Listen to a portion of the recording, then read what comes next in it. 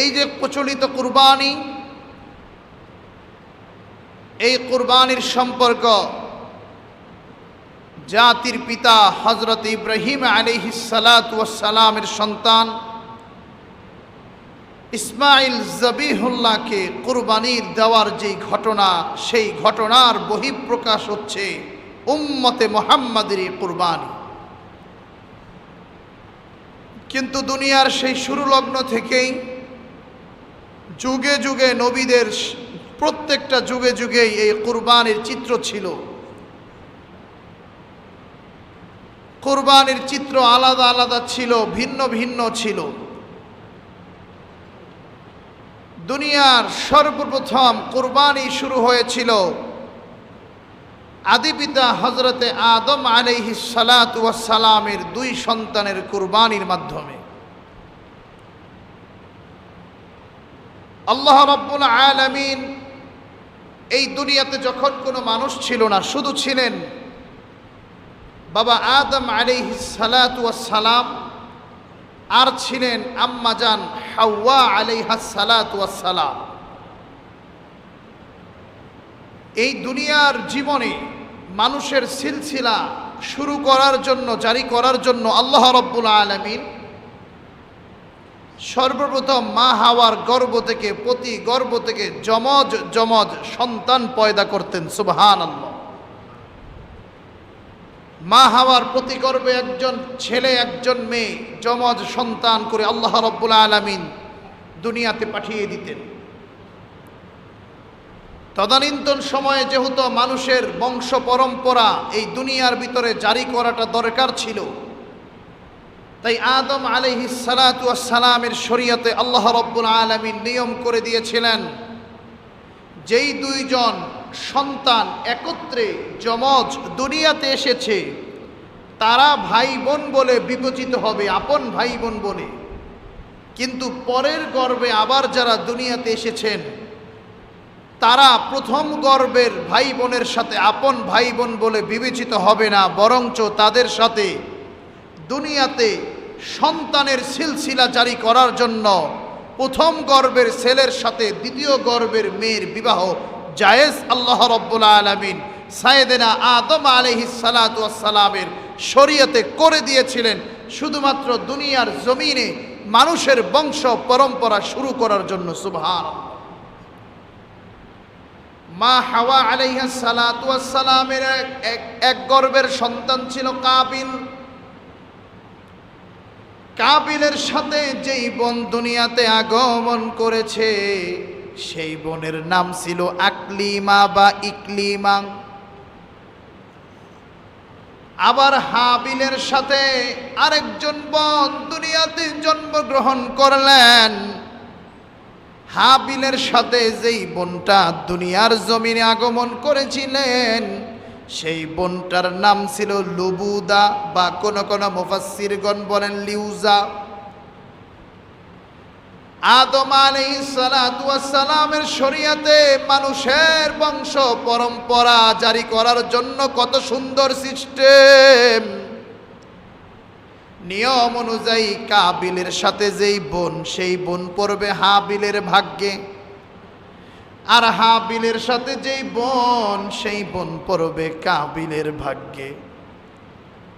কাবিলের সাথে যেই বোন, সেই বোন অত্যন্ত সুন্দরী। হাবিলের সাথে যেই বোন, সেই বোন অনেকটা কালো, দেখতে বেশি ভালো দেখা যায় না। আদম আলাইহিস সালাতু ওয়াস সালামের এই দুই সন্তান যখন বড় হয়ে গেল, বিয়ের বয়স হয়ে গেল, বাবা আদম আসলেন, বললেন, শোনো সন্তান, কাবিলের সাথে যেই বোন আকলিমা সুন্দরী, সেই বোনের বিবাহ দিতে হবে হাবিলের সাথে।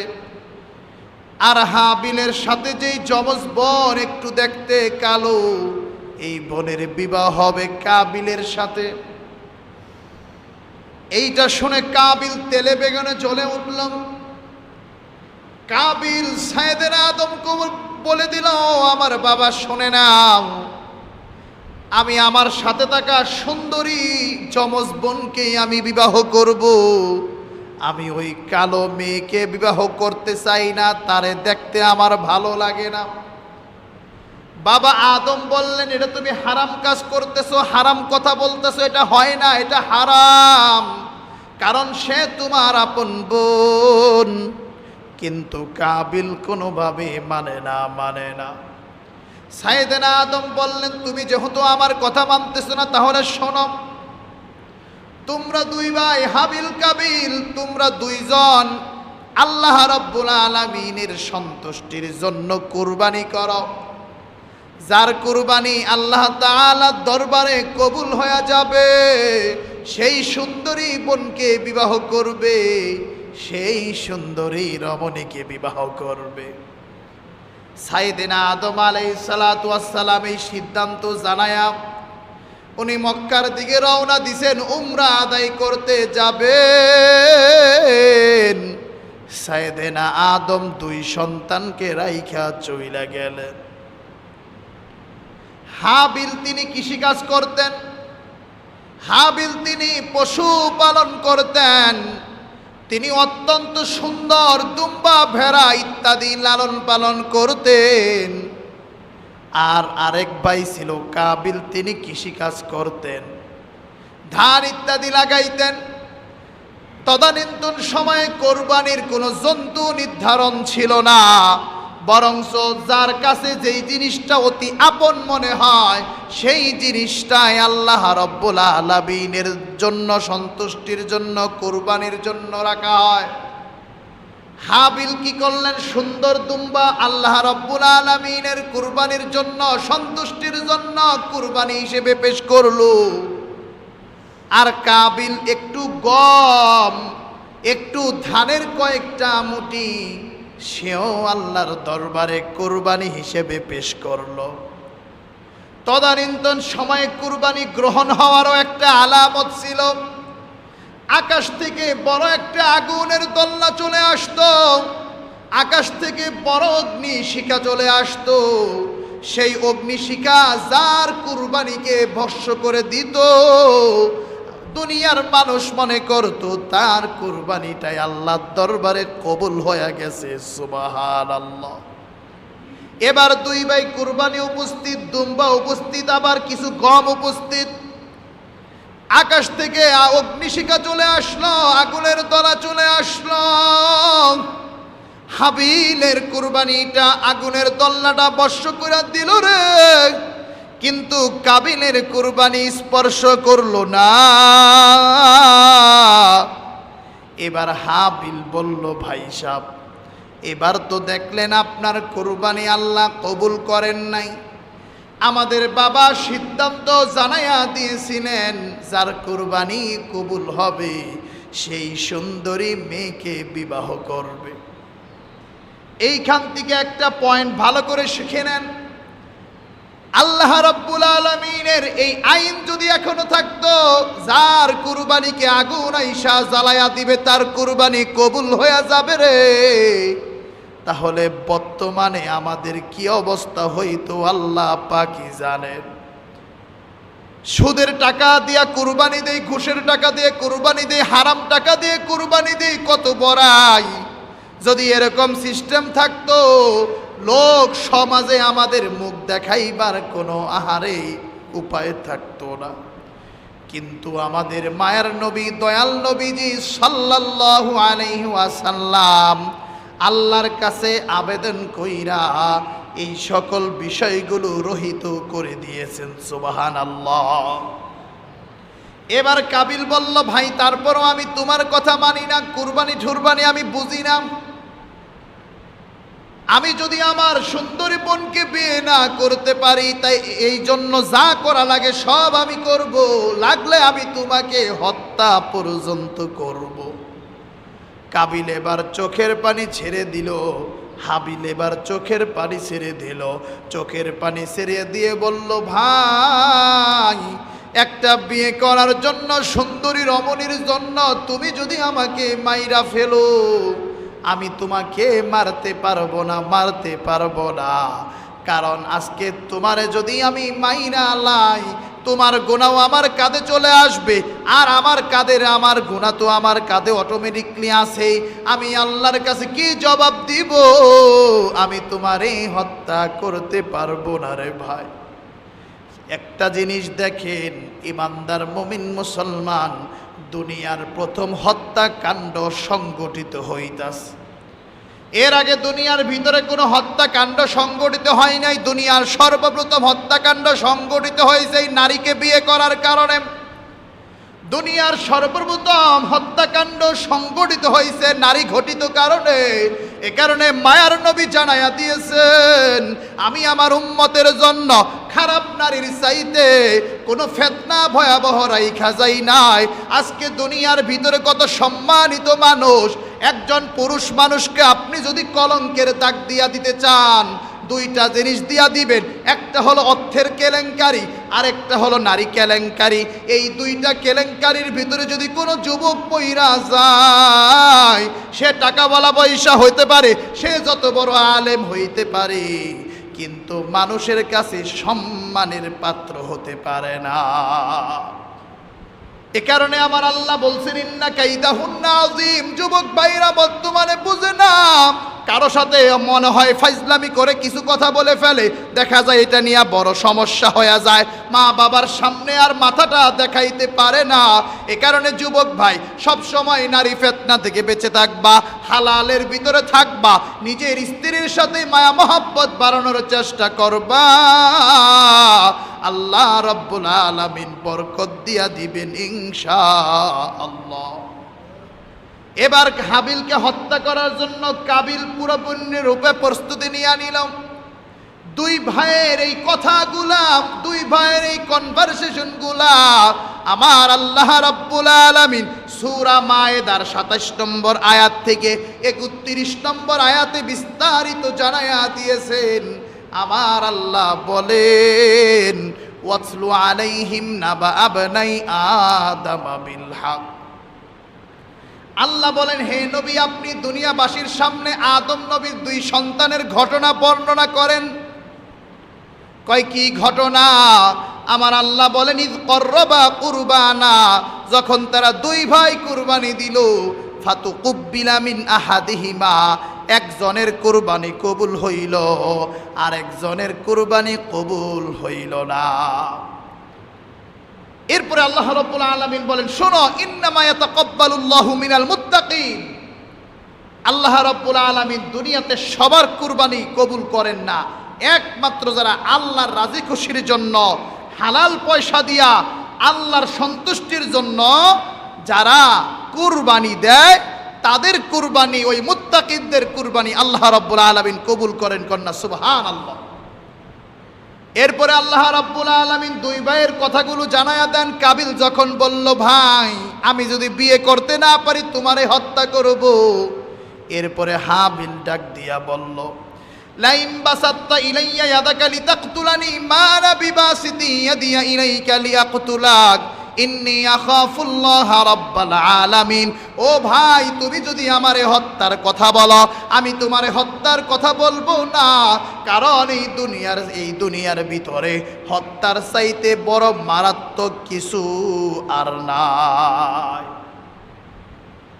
কিন্তু দুনিয়ার প্রথম হত্যাকাণ্ডের সেই চিরাচরিত কাহিনী বর্তমানে চলতেছে।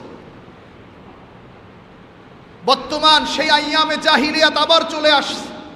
অবাক হয়ে যায়। আপনারা জানেন, আমাদের সবার ঘরে ছোট্ট সন্তান আছে, 5 বছর 7 বছরের কন্যা আছে। এই বাংলাদেশে গত এক সপ্তাহের ভিতরে 5 থেকে 10 বছরের প্রায় 10 জন শিশুকে ধর্ষণ করে হত্যা করা হয়েছে। কন্যা নাউজুবিল্লাহ। অবাক হয়ে যায়। মাত্র 5 বছরের একটা শিশু সন্তান, 7 বছরের শিশু রামিসা, এদের ভিতরে এদেরকে ধর্ষণ করার মতো মেন্টালিটি কিভাবে চলে আসে, এ আমার বুঝে আসে না। কিভাবে চলে আসে?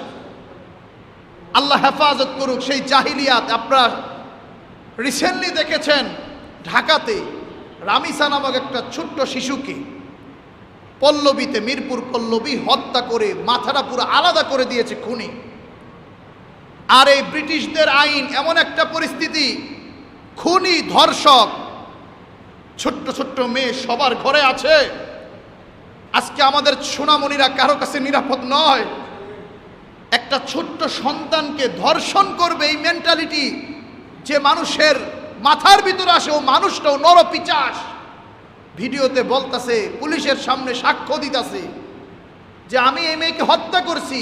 তারপরও এই ব্রিটিশ আইন এই সকল হত্যাকারীদের, ধর্ষণকারীদের সাথে সাথে হত্যার বিচার করতে পারে না।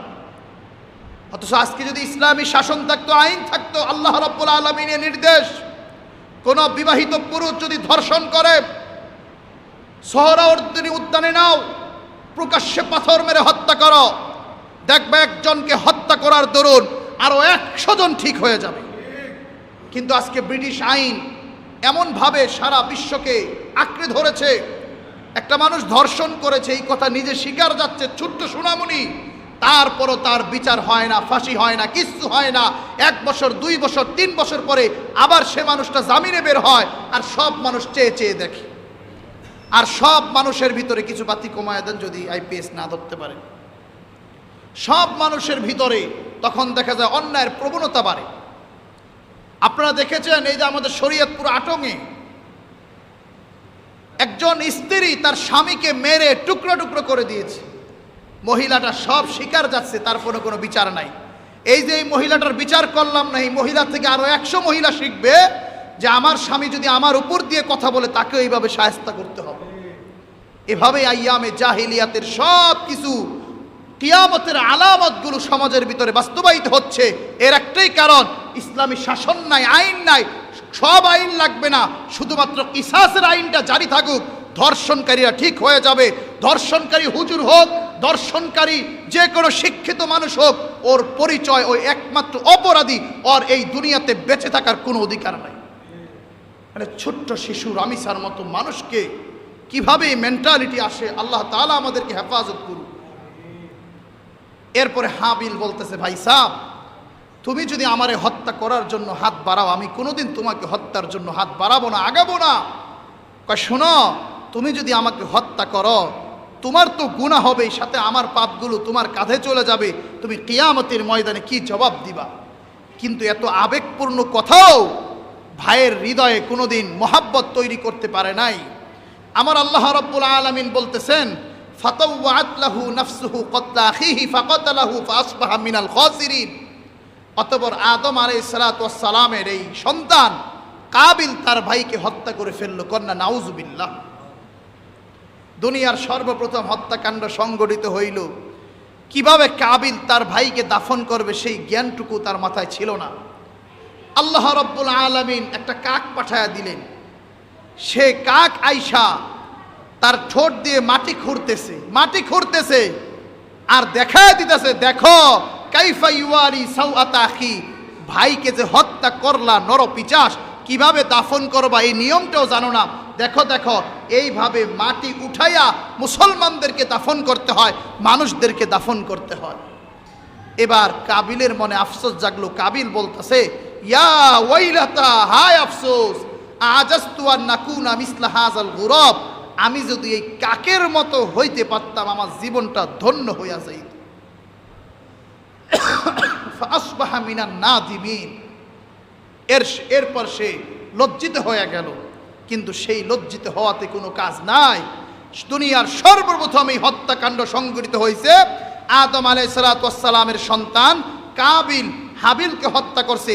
এ কারণে মুহাদ্দিসিনে কেরাম বলেন, দুনিয়ার ভিতরে যত মানুষ এখন হত্যাকাণ্ড ঘটায়, এর একটা গুনাহের অংশ আদম আলাইহিস সালাতু ওয়াস সালামের এই পুত্র কাবিলের আমল নামায় যাবে। কারণ এই হত্যা করার এই সিলসিলা দুনিয়ার ভিতরে চালু করেছিল এই কাবিল। এটা ছিল দুনিয়ার সর্বপ্রথম কুরবানির ইতিহাস। আর আমরা যেই কুরবানি করি, পশু জবাই কুরবানি, ইনশাআল্লাহ ঈদের মাঠে সেই বয়ান হবে। হযরতে ইব্রাহিম আলাইহিস সালাতু ওয়াস সালাম তার সন্তানকে আল্লাহর রাজি খুশির জন্য ইসমাইল জবিহুল্লাহকে জবেহ করে দিয়েছিলেন। আর সেখানে তাকায়া দেখেন, ইসমাইল সেখানে জবে হয় নাই, জান্নাত থেকে দুম্বা চলে আসছে। সেই দুম্বা ইসমাইলের পরিবর্তে জবাই হয়ে গেছে। সুবহানাল্লাহ। তো সেই কাহিনী আমরা বলবো। আল্লাহ রাব্বুল আলামিন আমরা যারা সামর্থ্যবান আছি, সুন্দর দেখে যেটা আমাদের মনে চায়, মানুষ কি বলবে, বড় বলবে, ছোট বলবে, এই মানুষের দেখানোর জন্য না গিয়ে আল্লাহ রাজি খুশির জন্য আমাদেরকে কুরবানি করার তৌফিক দান করো। সকলে জোরে পড়ি আল্লাহুম্মা আমিন। তো ইনশাআল্লাহ আমরা কুরবানির জামাত কয়টা আদায় করবো এটা ব্যাপারে ঘোষণা